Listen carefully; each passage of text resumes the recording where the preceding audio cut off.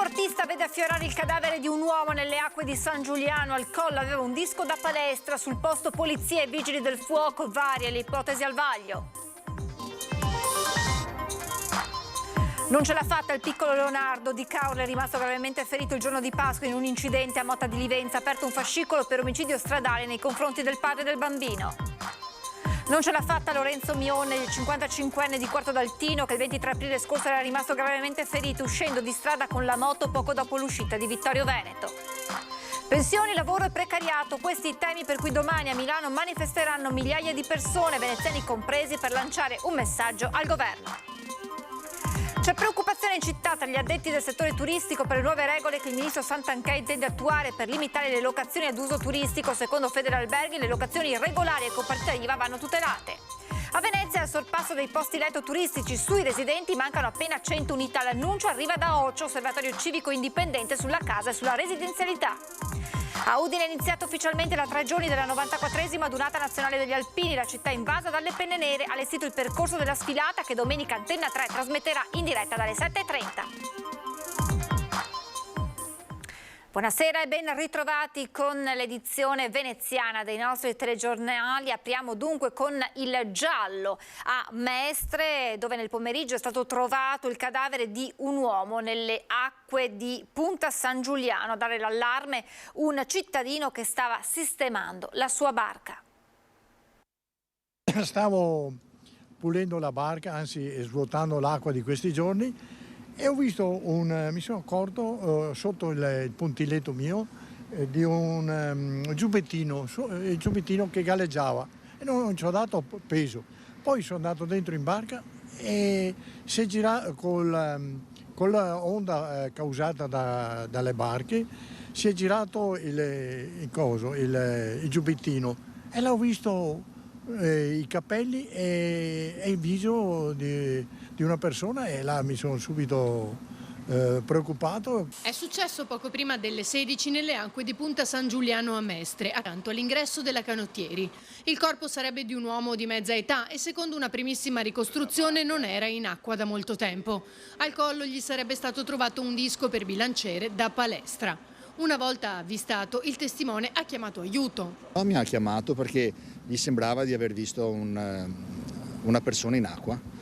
Io non ci volevo credere, purtroppo con il mezzo marinaio abbiamo tirato su il sacco, lo zaino, e purtroppo abbiamo visto che c'era un cadavere, e quindi ho chiamato subito il 113. In breve sono giunti sul posto gli agenti delle volanti che hanno chiesto l'intervento dei vigili del fuoco per recuperare il corpo e la scientifica.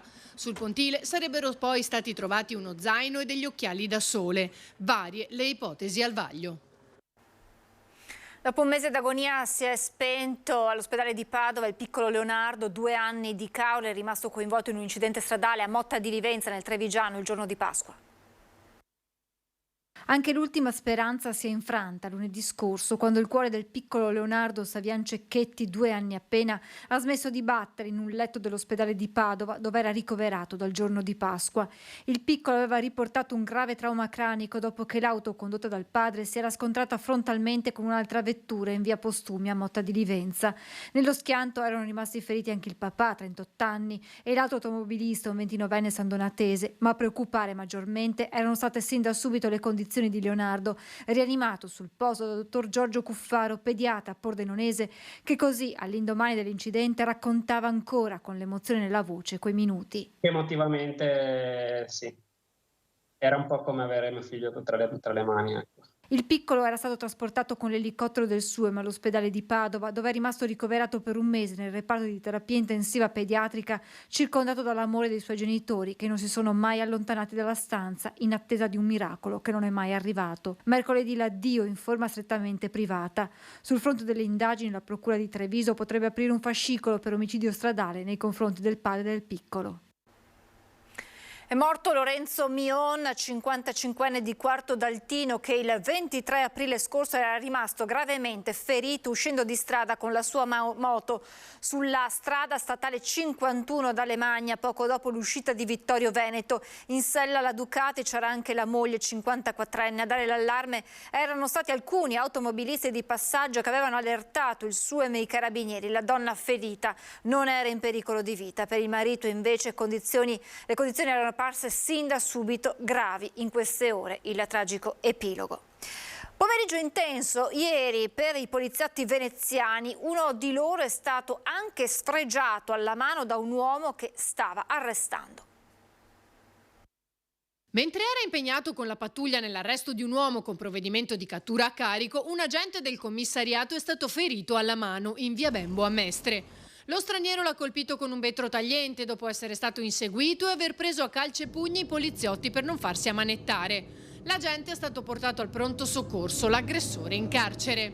La polizia è stata impegnata anche per un grosso furto nel parcheggio dell'Interspar di via Torino ieri pomeriggio. Sono stati rubati 4.000 euro da un furgone dove erano custoditi. Evidentemente i ladri l'avevano seguito e sono andati a colpo sicuro. È probabile che per rompere il vetro del furgone sia stato usato un martelletto di sicurezza come quello da utilizzare in caso di emergenza in altri mezzi. Al vaglio le immagini delle telecamere ed eventuali impronte. Questo però non è stato l'unico colpo. Una donna ha chiamato la questura di Marghera denunciando il furto della borsa con 250 euro all'interno e 2 anelli, avvenuto mentre caricava la spesa in auto nell'area di sosta della metro. Quando sono arrivati gli agenti, la vittima insieme al marito, accorso per aiutarla, aveva ritrovato la borsa vuota, il cui contenuto rubato ammonterebbe a circa 5.000 euro. Pensioni, lavoro e precariato sono i temi al centro della manifestazione in programma domani a Milano, indetta da CGIL, CISL e UIL, a cui parteciperanno anche molti veneziani.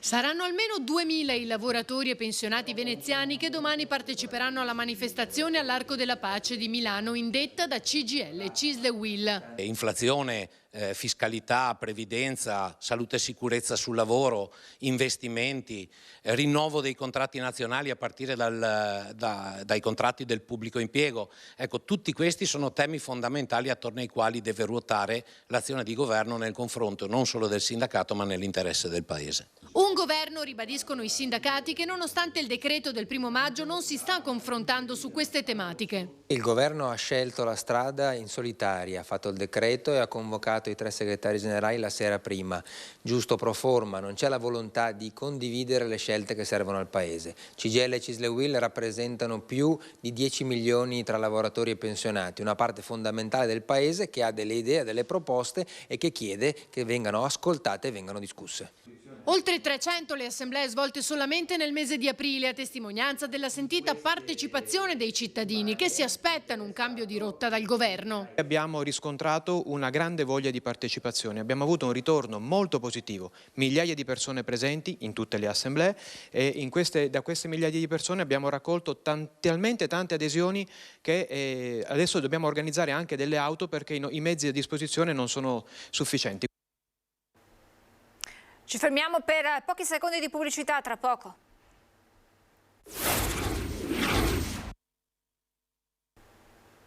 Di nuovo in diretta per parlare di turismo, perché c'è preoccupazione tra gli addetti del settore per le nuove regole che il ministro Santanchè intende attuare per limitare le locazioni ad uso turistico.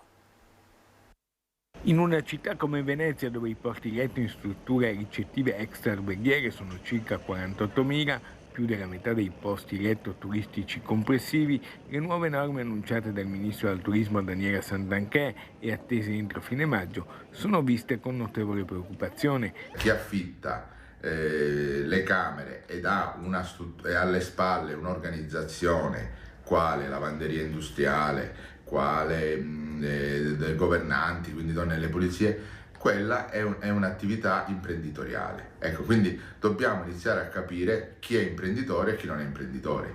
L'obbligo ad esercitare per un massimo di 120 giorni l'attività da suddividere nell'arco annuale non solo andrebbe a non risolvere il problema della residenzialità, ma rischierebbe di incrementare l'abusivismo. Dietro le locazioni ci sono sacrifici di proprietari, di persone che ha creduto in questo lavoro e ci crede, che hanno fatto dei mutui, degli investimenti, eccetera, eccetera. Non si può dire oggi di chiudere e non esercitare più la professione.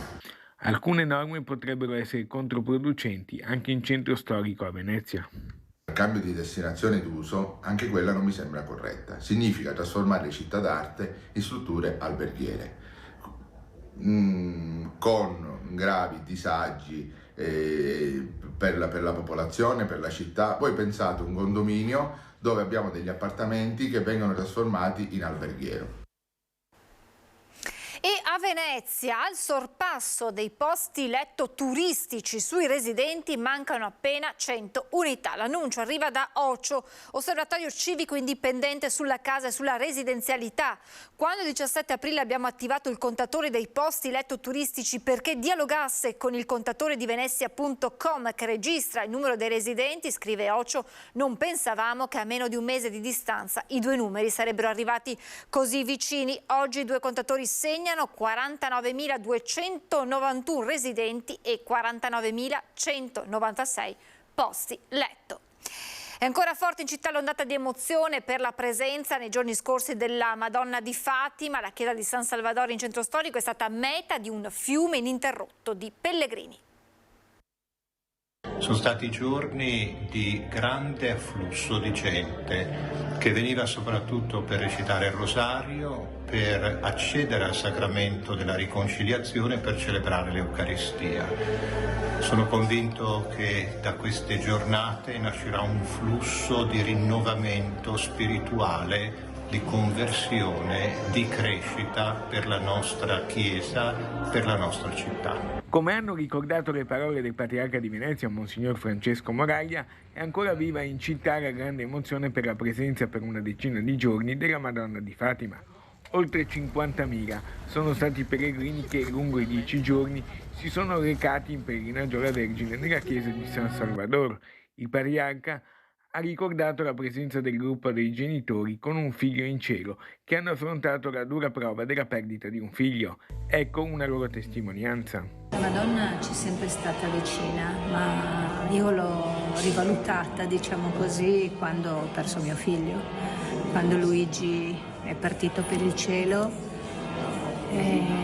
Le sono stata molto molto vicina e l'ho sentita molto molto vicina, perché credo che la sofferenza sua e la mia si somiglino molto. In tanti si sono messi in cammino per chiedere a Maria delle grazie particolari, dai giovani a chiedere aiuto per uscire dal tunnel della tossicodipendenza a mamme incinta che si sono affidate alla Madonna.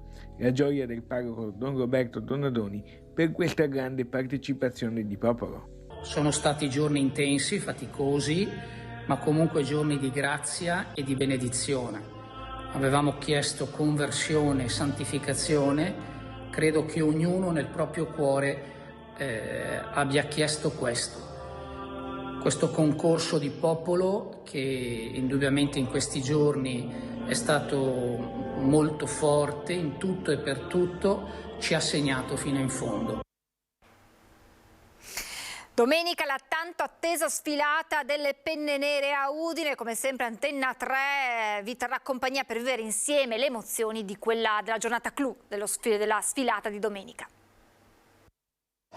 In alto i cuori, qui c'è il tricolore, in alto i cuori, qua c'è la storia. La festa, la tradizione, l'orgoglio, le emozioni. La sfilata delle penne nere racchiude ogni anno tutti i valori della grande famiglia alpina. Una domenica da vivere momento per momento in diretta con Antenna 3. Noi ci siamo, come sempre, dalle 7:30 al racconto non stop fino a sera della giornata. I volti, le voci, i colori dell'evento clou della 94esima adunata nazionale degli alpini. E qua ci sono i pezzetti anche della nostra difficile storia e del nostro difficile passato. E per voi telespettatori la possibilità di descrivere in diretta le vostre emozioni e le vostre impressioni, mandando i vostri messaggi al 351 17 55 340. Una vera e propria linea diretta con gli alpini. Appuntamento da non perdere domenica mattina dalle 7:30 con Antenna 3.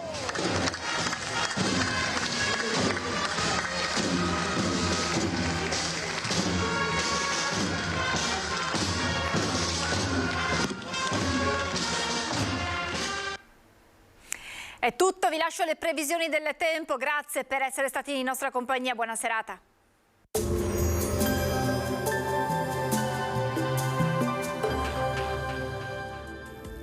Bentrovati al meteo. Le condizioni meteorologiche sull'Italia restano instabili con maltempo e un clima fresco. Il dettaglio di sabato 13 maggio.